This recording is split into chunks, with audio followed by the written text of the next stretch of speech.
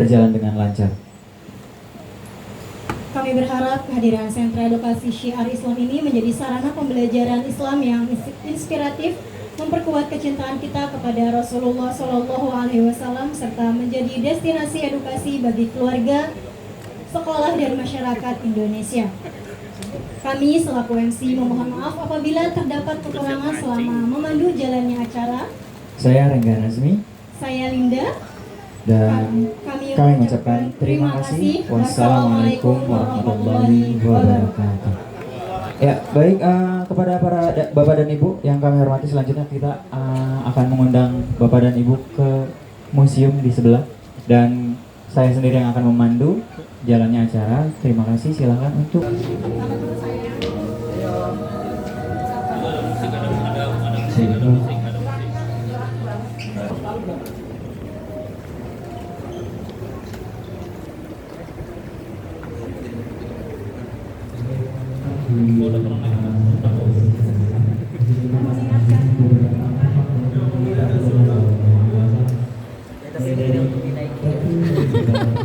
Gimana Koko melihat museum?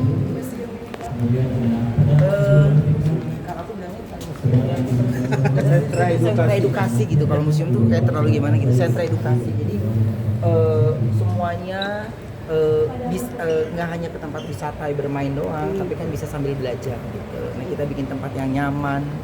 Ini apa? Ada apa? Replika gitu.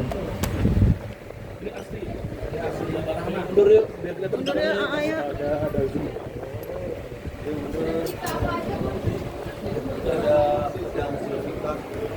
Ini replika ya guys. Jadi ini kebetulan memang sudah ada dapat izin ya. Iya. Ya, dapat izin dari Museum Topkapi yang aslinya kan ada di Turki ya. Nah, jadi kami mendapat izin untuk mereplikanya. Insya Allah replika ini juga bisa diduplikasi ke berbagai kota. Jadi ini anak-anak pengunjung bisa melihat sejarah Islam di sini. Betul. Nah, jadi kan nggak hanya itu doang, tapi kan nanti untuk yang latihan umroh, latihan haji, Itu akan ada ya, Con? Ada di sini. Insya Allah mudah-mudahan. Ada miniatur Ka'bah. Ada miniatur Ka'bahnya ada. Jadi semuanya nyambung.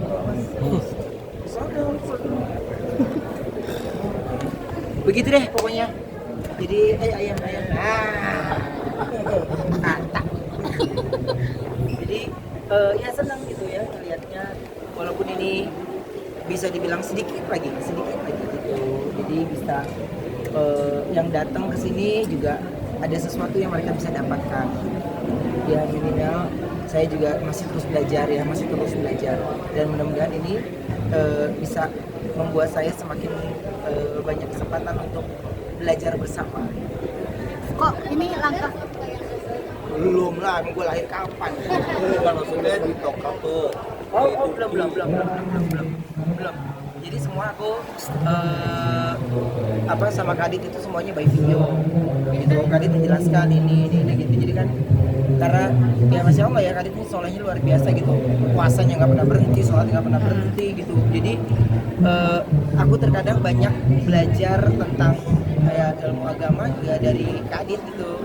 Jadi senang gitu ketika kita, ya untuk aku yang sangat menanti cerita-cerita Nabi dengan para rasul, dengan para sahabatnya itu senang gitu.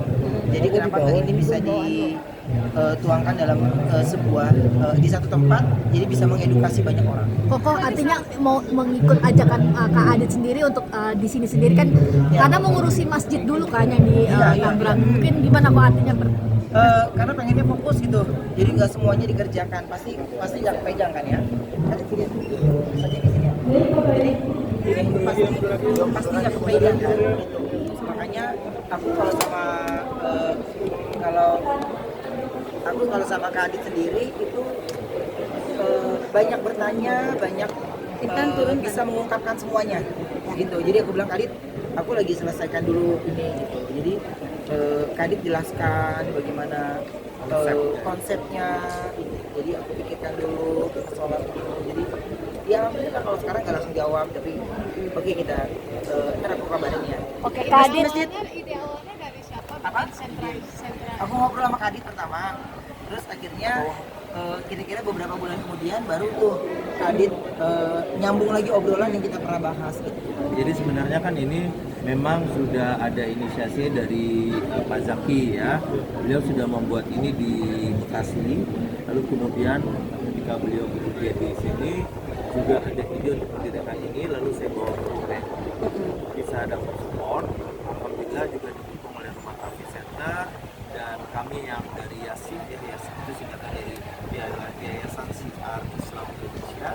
Jadi saya sama Ben dan juga teman-teman yang mendirikan ini berniat ini bisa juga dibuat di berbagai kota lain gitu. Ini yang keberapa? Ini baru kedua. Pak Adit, akhirnya melibatkan public figure, Kak Adit, Kak Ruben untuk menciarkan Islam seperti apa? Ya, Pak Zaki ditanya melibatkan Zaki, kita sorry. berdua itu seperti apa gitu. Iya betul, karena kan ini tempatnya tempat wisata ya. Kita mau syiar, kebetulan ini kedua kali setelah Bekasi dan Bogor sangat banyak sekali dengan muslimnya dan yang kami yakin ini menjadi daya tarik untuk orang muslim ya, khususnya anak di usia dini. Jadi kita pasti kalau kita mengenal Rasulullah. Kak Ruben, ini juga mengajak siar orang-orang juga nggak sih Kak Ruben dengan adanya seperti ini? Iya dong. Ini salah satu yang bisa kita lakukan kan untuk mengajak teman-teman semua siapapun yang melihat itu juga. Ya apapun itu kan syiar juga banyak cara ya. Banyak hal yang bisa kita lakukan dengan syiar. Tapi tergantung kita bisa menjalankannya atau mau melakukannya tanpa paksaan. Ini adalah salah satu perjalanan hijrah Kak Ruben bermanfaat dan berkah buat orang banyak. Kak Ruben seperti apa nih Kak Ruben? Insya Allah maunya ini menjadi salah satu perjalanan gitu dan juga bekal untuk kita kalau nggak ada nanti kan ada tempat-tempat yang memang berguna buat orang lain dan itu bisa menjadi doa juga buat kita. Selain itu ada di rumah masjid tadi. Ada masjid sama rumah tafisnya itu udah mau rampung udah selesai.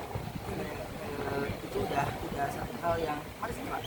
Jadi ada masjid dan rumah tafis yang udah mau selesai gitu. Makanya udah lumayan rileks nggak kayak kemarin kan. Kalau kemarin itu kan lumayan tegang. Tapi memang ini ya saya akhirnya paham bener arti kata-kata ya semoga Allah mudahkan dan benar-benar dimudahkan gitu. Karena target dari masjid dan rumah tafis itu target itu sebenarnya masih bulan Desember gitu. Tapi terlihat yang sekarang ini lebih cepat. Nah makanya akhirnya aku langsung kesini jauh lebih cepat. Kak Ruben, siapa sih yang menonton Kak Ruben untuk bermanfaat banyak orang ini dengan bikin tafis, bikin masjid, dan bikin auditorium ini sendiri? Kak Adit lah. Beliau nggak hanya guru saya lagi di Sanggar doang, tapi ketika saya menjadi seorang muslim, beliau nggak pernah lepas saya untuk terus menjadi tetap istiqomah gitu, tetap diarahkan. Tapi ya memang berbeda gitu, karena kalau sama Kak Adit kan udah kayak kakak sendiri, orang tua sendiri, jadi penyampaiannya itu berbeda gitu, nggak yang kayak orang datang duduk ngobrol berdua enggak, tapi emang dari ngobrol bercanda, nah di situ akhirnya dalam proses saya belajar Islam juga ya Kadit banyak ikut ngasih tahu lah.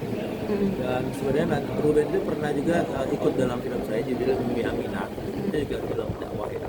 Jadi sentra edukasi syiar Islam ini selain juga ada replika peninggalan Rasulullah, kemudian ada kegiatan untuk pembelajaran hadis Quran karena kami didukung oleh Pak Diki, Ketua Rumah Tafis Center, ya juga ada Ustaz Dadang. Nah, jadi ini akan jadi tempat juga berkumpulnya para tafis. Beliau luar biasa, Rumah Tafis Center itu juga punya para santri yang tunanetra, ya. Dan kemudian kami akan membuat film-film religi juga edukasi. Makanya di setiap sentra edukasi syiar Islam kami juga akan menyiapkan ruang audiovisualnya gitu, bioskop. Kan banyak ya yang malu itu adalah teman-teman tunanetra, tapi mereka udah Masya Allah baca Al-Quran itu luar biasa gitu. Jadi kita nih masih dikasih penglihatan mata yang enak gitu ya, masih menunda-nunda untuk belajar. Itu sih yang membuat saya ini nggak boleh ditunda-tunda, hari esok lagi, harus sekarang. Kak Ruben, di sini sendiri Kokoh tuh apa yang Kokoh mungkin yang Kokoh bisa sumbangkan atau Kokoh yang Kokoh salurkan di auditorium ini sendiri, apa aja sih Kokoh mungkin? Apa aja yang udah disumbangkan mungkin itu menjadi cerita kita ya gitu. Tapi yang pasti dalam ya mengajak semuanya untuk ini saya mungkin warga baru ya, tapi untuk hal yang seperti ini kayaknya ini wajib untuk sama-sama kita peduli gitu. Jadi mengajak masyarakat untuk bisa bergerak bersama untuk membangun sebuah tempat, dan ini nggak hanya di satu titik ini aja gitu, tapi dimanapun mereka berada itu mudah-mudahan rizki yang mereka berikan, doa yang mereka berikan, kan nggak semuanya itu semata-mata dari materi ya, tapi dari doa yang benar-benar tulus dari mereka itu ya mempermudah semua proses bangunan gitu. Jadi ya senang dari sosial media yang saya punya, saya bisa memberikan informasi yang positif. Nah, punya impian besar apa lagi kok selain kemarin sudah bikin masjid, punya impian besar apa lagi sih kok yang paling Kokoh inginkan untuk bermanfaat buat Kokoh dan buat orang lain banyak selain masjid? Banyak lah, takutnya kalau kebanyakan target nggak sesuai kita kecewa ya. Tapi yang pasti kalau impian besar saya kepinginnya masih banyak bergerak di bidang religi karena semua hiburan kan masih tetap berjalan kan. Sekarang acara hiburan tetap berjalan dan sekarang harus tambahin lagi kesibukannya dengan ya religi. Lebih juga mengeluarkan ini ya lagu-lagu anak-anak untuk mempelajari metode baca Quran dengan cara sederhana dan cepat. Ruben bersama anggota Sanggar Ananda menyanyikan 9 lagu anak-anak. Jadi Ruben benar-benar memberikan waktu tenaga ya untuk benar-benar mensiarkan Islam buat anak-anak, buat orang dewasa, menyediakan tempatnya. Jadi menurut saya ini salah satu berkah bagi seorang Ruben yang mualaf. Tapi jadi lebih besar nggak sih kok? Kokoh tuh mempunyai impian besar seperti ini, lebih seperti apa sih? Lebih tenang kah? Lebih seperti apa kok? Lebih punya banyak waktu, punya kesibukan sendiri gitu. Jadi di tengah ramainya pemberitaan ya, saya punya hiburan sendiri gitu. Jadi contoh aja, tapi kayak misalnya pemilihan warna cat itu tuh kita bisa yang enggak tercari, jadi nyarinya ke sana gitu. Terus pemilihan mimbar untuk imamnya maunya kayak gimana gitu. Jadi seneng gitu punya banyak waktu kayak gini nih gitu. Datang sama Kadit, Kadit update ini. Jadi seneng ada sesuatu yang kita kerjakan dengan hal yang positif. Ternyata Allah pengen kita mengalihkan pikiran kita untuk hal yang positif. Oh iya, pasti. Sudah ada di sini YouTube-nya Ruben. Lagu-lagu anak-anak tentang belajar metode baca Quran itu sudah ada di YouTube-nya Ruben ya, MOV Musik.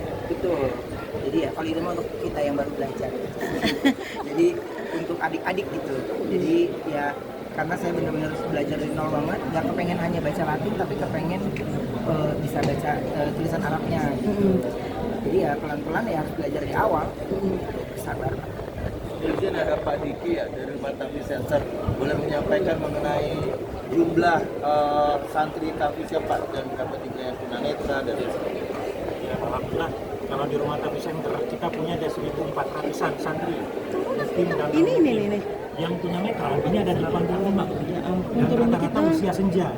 Mereka sehari-hari ada yang jualan kerupuk keliling, ada yang tukang pucat keliling, tapi mereka seminggu sekali mereka mau belajar.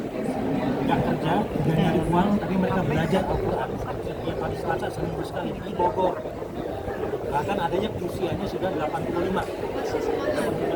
Nanti kayaknya khusus para awak media kita bikin ya Pak ya, Tafis Quran ya kan, biar pemberitaannya bagus. Dan mereka hafalannya ada yang 12 juz. 12 juz. Oke, Kakak sendiri Kakak sampai saat ini baca huruf H-nya sudah seperti apa sih kok? Ya masih terbata-bata. Karena kan saya masih ada, jadi ada hari yang memang khusus belajar Al-Quran, ada hari yang khusus belajar surat-surat pendek gitu. Terus surat pendek gurunya kebetulan nggak mau kita hafal doang, tapi pengucapannya harus benar.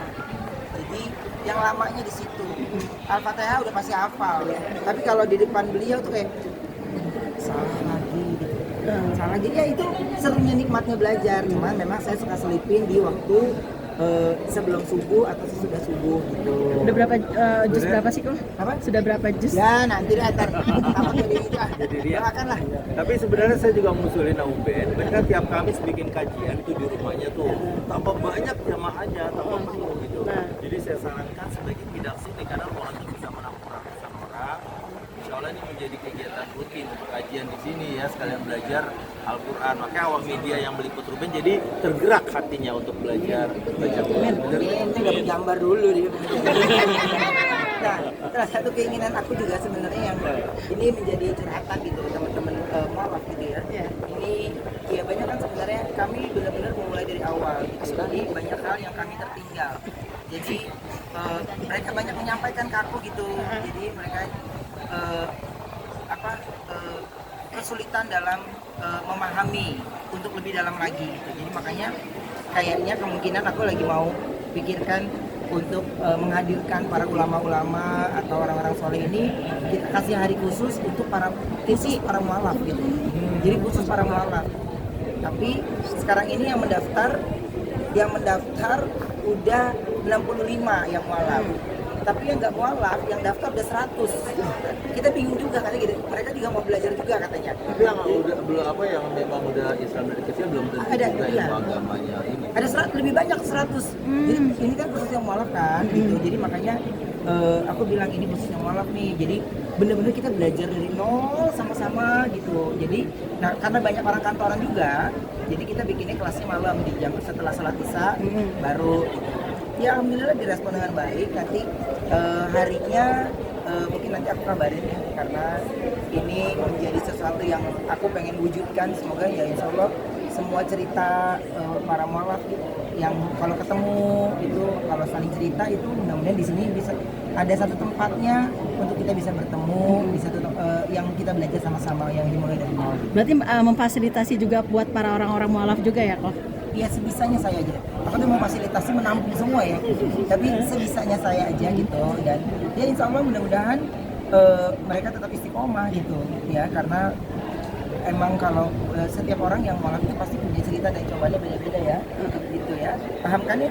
Jadi makanya saya punya banyak waktu untuk memikirkan ke sana. Nah, tempat ini pun salah satu yang membuat saya itu lupa dengan segala hal yang terjadi karena ada kegiatan positif yang Allah kasih untuk saya pikirkan.